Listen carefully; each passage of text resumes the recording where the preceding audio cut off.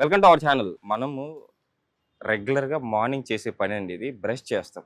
So మనం ఏదైనా తినాలన్నా, టీ తాగాలన్నా ఫస్ట్ బ్రష్ చేసిన తర్వాత చేస్తాం. బట్ ఇలా బ్రష్ చేయకుండా ఉంటే హార్ట్ ప్రాబ్లమ్స్ వస్తాయి అంటున్నారు. నాకు కూడా అంటే కొత్తగా అనిపిస్తూ ఉంది. ఈ విషయాలన్నీ మేడం ద్వారా తెలుసుకుందాం. నమస్తే మ్యామ్. నమస్తే. మేడం, బ్రష్ చేయకపోతే హార్ట్ అటాక్స్ రావడం ఏంది మేడం? యాక్చువల్గా వినడానికి చాలా జోగిల్గా ఉండే ఒక సీరియస్ మ్యాటర్ ఇది. ఎందుకంటే కోవిడ్ వ్యాక్సిన్ వేయించుకుంటే హార్ట్ అటాక్స్ వస్తున్నాయి అనేది ఒక గవర్నమెంట్ సర్టిఫై చేయకపోయినా జనాల్లోకి వెళ్ళిన ఒక విషయం. దానికంటే ప్రమాదం ఇది. మేడం, యాక్చువల్లీ కరోనా టైంలో మిగతా వ్యాక్సిన్ల కంటే, కోవిడ్ వ్యాక్సిన్ కంటే కోవిషీల్డ్ వేయించుకున్నప్పుడు హార్ట్ అటాక్స్ వచ్చాయి, కొన్ని రకాల ప్రాబ్లమ్స్ వచ్చాయి అని చెప్పేసి కూడా మనం డైరెక్ట్ కోవిషీల్డ్ కంపెనీనే చెప్పింది, కూడా అనౌన్స్ చేసింది. బ్రష్ చేయకుంటే హార్ట్ అటాక్స్ రావడం నిజంగా జనరల్గా బ్రష్ చేయకుంటే కాదు, జనరల్గా మన డెంటల్లో ఉండే విజ్డమ్ టీత్స్, దాని రూట్స్, నర్వ్స్ డైరెక్ట్గా connected with some other organs. Okay. So అందులో విజ్డమ్ టీత్స్ మెయిన్లీ దేనికి కనెక్ట్ అయి ఉంటాయి అంటే హార్ట్కి కనెక్ట్ అయి ఉంటాయి. జనరల్గా మీరు ఒక పన్ను పీకించుకోవాలనుకుంటే వాళ్ళు వెంటనే రిఫర్ చేసేది కార్డియాలజిస్ట్ దగ్గరికి. ఒకసారి మీ కార్డియాక్ దగ్గర నుంచి నాకు సర్టిఫికేట్ తీసుకురండి. సో ఇప్పుడు ఓల్డ్ ఏజ్ వాళ్ళు కూడా అంతే చేస్తారు. సో మీ కార్డియాక్ ఫిట్గా ఉంటేనే మీకు విజ్డమ్ టీత్ అనేది తీయడానికి అవుతుంది. సో ఇప్పుడు ఎందుకు అది అంటే, ఇప్పుడు ఏదైతే మీకు రూట్స్ కనెక్ట్ అయి ఉన్నాయో ఆ రూట్స్ అనేవి డైరెక్ట్గా, ఫర్ ఎగ్జాంపుల్ మీకు ఒక పన్ను పుచ్చింది అనుకుందాం, ఆ పన్ను రూట్ అనేది ఆల్రెడీ ఇన్ఫెక్టెడ్ లోపల. అదేం చేస్తుందంటే దాని చిగురు నుంచి లోపలికి వెళ్ళి దాని నర్వ్ లోపలికి డైరెక్ట్గా కనెక్టెడ్ విత్ హార్ట్. సో డైరెక్ట్గా ఇన్ఫెక్షన్ అనేది దేంట్లోకి డంప్ అవుతుంది, హార్ట్లోకి డంప్ అవుతుంది. సో ఇప్పుడు ఏంటంటే ఇన్ఫెక్షన్ రెండు రకాలు. తిన్న ఫుడ్ నుంచి తీసుకుంటే వచ్చే ఇన్ఫెక్షన్ ఒకటి, తర్వాత కంటికి కనిపించకుండా లైక్ వైరల్ ఫీవర్స్ ఒకటి, నెక్స్ట్ డెంటల్ ఇన్ఫెక్షన్ ఒకటి. ఈ డెంటల్ ఇన్ఫెక్షన్ డైరెక్ట్ గా మీకు ఏదైతే ఆర్గన్ ఉంది, ఇప్పటి వరకు ఇవన్నీ కూడా ఆర్గన్ ని డైరెక్ట్ గా టచ్ అవ్వవు, బట్ ఇది మాత్రం ఆర్గన్ డైరెక్ట్ గా టచ్ చేస్తుంది. సో అందుకని ఏమవుతుందంటే ఎవరికైతే డెంటల్ ఇన్ఫెక్షన్ ఉంటుందో కంపల్సరిగా వాళ్ళకి కార్డియాక్ ప్రాబ్లమ్స్ ఉంటాయి, హార్ట్ రేట్ అనేది ఇంక్రీజ్ అవటం due to these infection. So కొన్నిసార్లు ఏమవుతుందంటే సీరియస్ ఇన్ఫెక్షన్స్ హార్ట్కి రావటం అనేది జరుగుతుంది అనమాట. సో ఇప్పుడు డెంటల్ ఇన్ఫెక్షన్స్ అన్ని అందరూ జాగ్రత్త, ఏముందిలే పన్నే కదా వచ్చింది, ఇది చేయొచ్చు అది చేయొచ్చు, సో అండ్ సో ప్రొసీజర్స్ ఉన్నాయి. సో జనరల్గా ఏంటంటే అది బిగ్గెస్ట్ ఇదనమాట. మనం ఎప్పుడైతే మన దంతాలని మనం కవర్ చేసుకోమో సో ఆటోమేటిక్గా మనం ఉండే హార్ట్ని కూడా మనం కంట్రోల్లో పెట్టుకోలేనట్టు. మేడం, అంటే అలా అంటే ఇప్పుడు చాలా మందికి డౌట్ ఉంటుంది, అలాగే డౌట్ ఉండొచ్చు. సో మన కామెంట్లు కూడా రావచ్చు ఈ డౌట్ని. ఆ డౌట్ని నేను మీకు ఎక్స్ప్రెస్ చేస్తా ఉన్నా.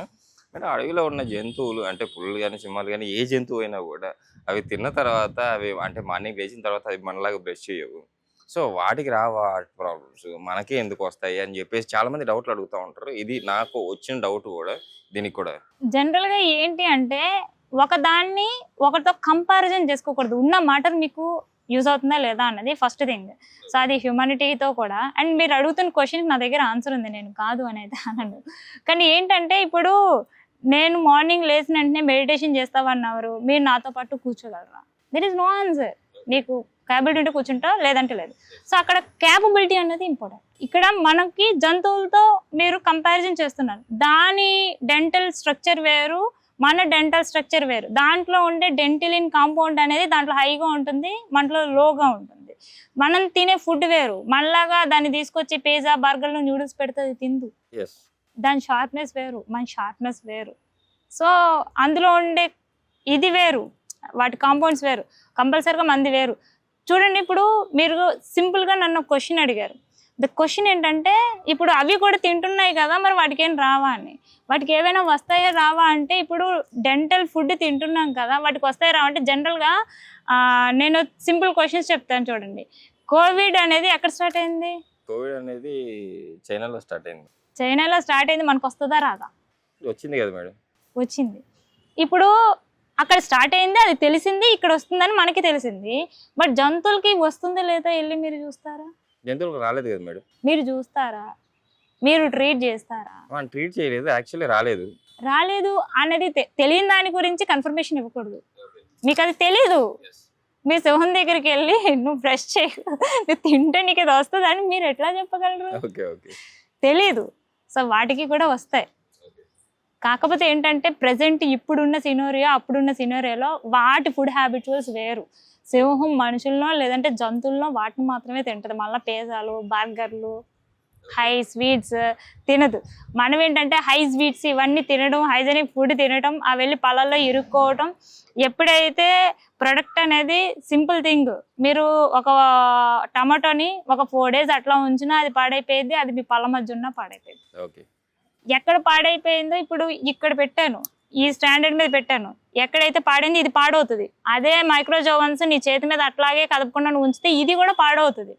అలాగే బాడీలో ఉండే ప్రతి వస్తువు కూడా కంప్లీట్గా డిస్కంపోజ్ అవ్వాల్సిందే ఒక మైక్రో ఆర్గానిజం కానీ పడితే, లోపల ఉండే బాడీలో ఉండే ఎముకలతో సహా. సో ఇప్పుడు అదే ఇప్పుడు ఏమవుతుంది, ఫుడ్ మధ్య పళ్ళ మధ్య ఆహారం ఇరుక్కోవడం, అది పాడవటం, దాని నుంచి పళ్ళు పాడవటం అనేది యూజువల్గా జరిగే మెకానిజం. సో అవి పాడవకుండా ఉండడం కోసం బ్రష్ చేయండి అంటారు. బ్రష్ అనేది ఇప్పుడు మాట, జనరల్గా బ్రష్ చేయండి అంటారు. పందు పుల్ల పెట్టి తోవుకోండి, వేప పుల్ల పెట్టి తోవుకోండి, దాంట్లో anti fungal, anti microbial chemicals అనేవి ఉంటాయి, అవి క్లీన్ చేస్తాయి. లేదా జాన్ చెట్టు ఆకులు నవలండి, దాంట్లో ఉండే యాంటీ రెట్రో వైరల్ థింగ్స్ అనేవి మీకు పళ్ళలో ఉండే ఇన్ఫెక్షన్ క్లీన్ చేస్తాయి. లేదా వేప ఆకులు నవలండి, అందులో వేమన పద్యం కూడా ఉంది, తినగ తినగ వేము తీయనుండు అని చెప్పేసి. మీరు వేప ఆకు తిన్నా కూడా అది తీయగానే ఉంటుంది. సో అవన్నీ చెయ్యండి అని చెప్తున్నారు, మీరేం చేస్తున్నారు? బ్రష్ చేయకుండా కోల్గేట్ తో బ్రష్ చేసుకుంటారు. కోల్గేట్ కాకపోతే సమ్ అదర్ పేస్ట్ తో బ్రష్ చేసుకుంటారు. ఆ పేస్ట్ లో ఉండే కాల్షియం ఏం చేస్తుంది అంటే డెంటల్లో ఉండే కాల్షియం డెన్సిటీని తగ్గిస్తుంది.